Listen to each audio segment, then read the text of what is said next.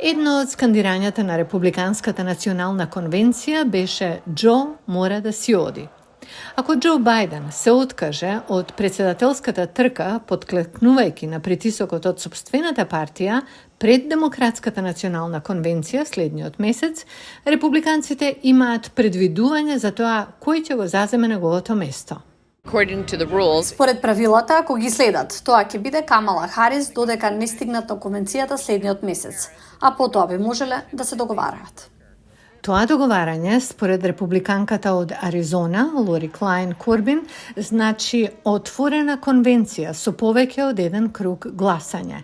Последен пат, кога демократите мораа да го направат тоа, кое резултираше со победа на општите избори, беше во 1932 година со изборот на Франклин Рузвелт.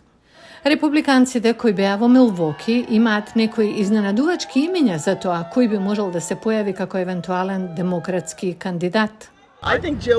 Сметам дека Џил Бајден треба да се кандидира. Мислам дека би се кандидирала и би се снашла подобро од нејзиниот сопруг. Тоа е Рошел Брукс, алтернативна делегатка од Тексас, која зборуваше за можностите со делегатот Тиен Тран од Калифорнија. Гевин Њусом е друго име после Мишел Обама и Камала Харис. Гевин Њусом е гувернер на Калифорнија. Мишел Обама, сопруга на поранешниот председател Барак Обама, категорично и постојано вели дека нема интерес да биде политичарка. Подпредседателката Камала Харис се смета за најверојатната замена за Бајден, смета републиканецот Алан Свейн, кандидат за Конгресот од Северна Каролина.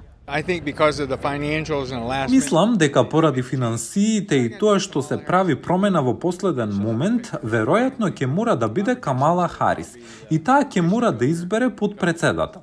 А моето предвидување е дека веројатно ќе биде гувернерката на Мичиген, Гретчен Витмер.